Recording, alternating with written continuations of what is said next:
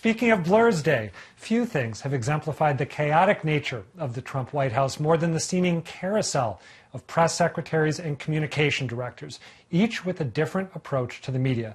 And while by most accounts the Trump administration started off on the wrong foot, we may now be back to where we started. Only on the job since April, White House Press Secretary Kayleigh McEnany has shown a willingness to brawl with reporters. That's an absurd attempt to justify the misleading headlines that are regularly on your network. Why can't this litterer get peace from the president? I've already asked and answered this question, and our hearts are with Lord. It's reminiscent of Trump's first press secretary, Sean Spicer, who came out swinging on day one. These attempts to lessen the enthusiasm of the inauguration are shameful and wrong. If the president puts Russian salad dressing on his salad tonight, somehow that's a Russian connection. But Spicer quickly staled as his erupt-at-any-moment routine became a pop culture punchline. After just 6 months, Spicer was out, but that still looks pretty good compared to the Mooch. Reince and I have been personal friends. Anthony Scaramucci's record-setting tenure as White House communications director was a very brief and bizarre 10 days, leaving the job of administration cheerleader to Sarah Huckabee Sanders, who brought a softer, more polished approach. We are allowed to disagree, but we should be able to do so freely and without fear of harm. Of course, during her 2-year stint, Sanders proved she could dodge and spin with the best of them. The entire investigation is based off of a dirty, discredited dossier. All right, that last statement from Sanders is a lie, of course. After Sanders stepped down, the press secretary practically disappeared altogether.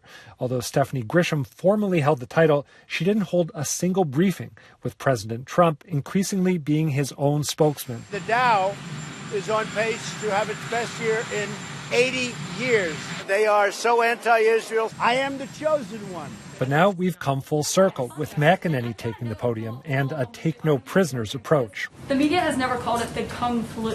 The media and your network specifically have repeatedly used the term China virus and Wuhan virus. Of course, there's one thing that hasn't changed: a shameless disregard for facts. I may be wrong here, but I believe that McEnany is the only communications director that we've had who was vigorously and vocally critical of the president before he was elected. Tell me if I'm wrong about that, but whether she is or not, I feel like she is bending over backwards to say things that are absolutely absurd. And that exchange that we saw where she's basically saying, oh yeah, calling something Kung flu is the same as calling it the Chinese coronavirus. I mean, that's just a patently absurd claim. So I don't find her certainly to be bringing any new credibility to this job. Not that I was expecting her to. Although, you know, on her first day on the job, she did swear to those in the room, the reporters, that she would not lie. Now, I haven't fact-checked everything she said, and I don't believe, based on what I've read, that she's lied. But she certainly flirts with the truth, and, you know, putting out a messaging that is a distortion. One thing I will point out is that she's very slick. She doesn't have to search for a comeback. She is quick at the game, if you will. So when reporters come with their tough questions, she doesn't answer the questions. She has this deflective shield, holding up a newspaper article with photos to counter. I mean, she's ready.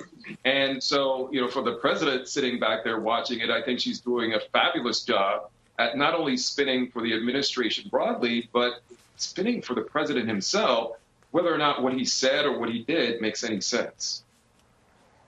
Yeah, I agree with you. I think she's doing a great job at her job. If her job is defending the president and representing the president at all costs. She has a background having studied and participated in debate clubs as a teen, as a young adult.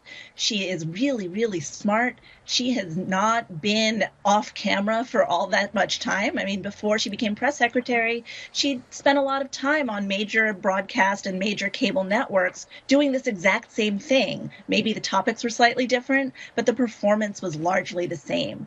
So I disagree with the idea that we've come full circle and gone back to Spicer. Spicer was doing his job to represent and defend the president, but he didn't have the level of conviction that Kayleigh does.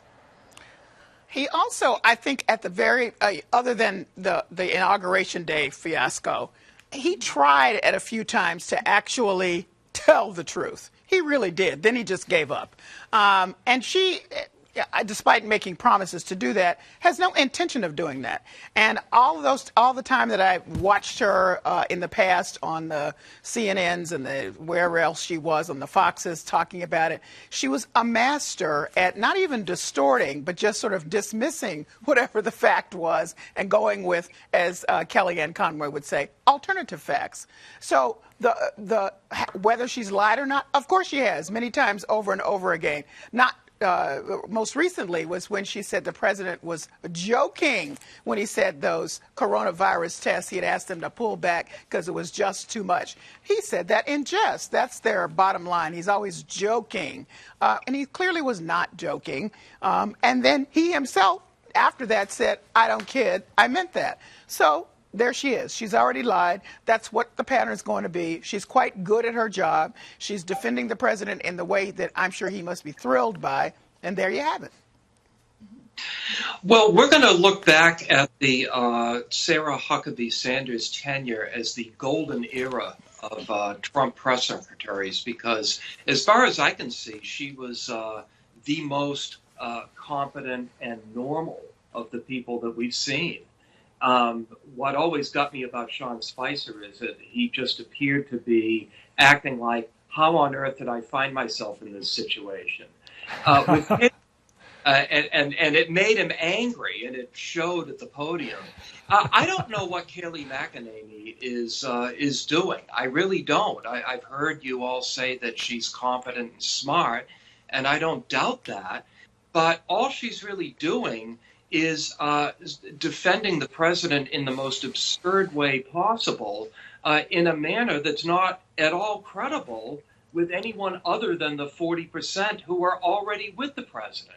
She needs to be making the case for the president and his policies in a way that makes some sense beyond that 40%, and she's not doing it. She's not even trying. So I agree with Callie. I think that the president is probably thrilled with her performance, but I don't really think she's doing him any good whatsoever. Well, but she believes her job is to defend him and to make sure that whoever believes in him continues to believe in him. She doesn't really care about the people outside of that. And nor does he. So she's representing him, I think, in the best way possible. That's why we say she's doing an outstanding job in that way. Well, that's been the story. That is going to do it for our show. We got to leave it there.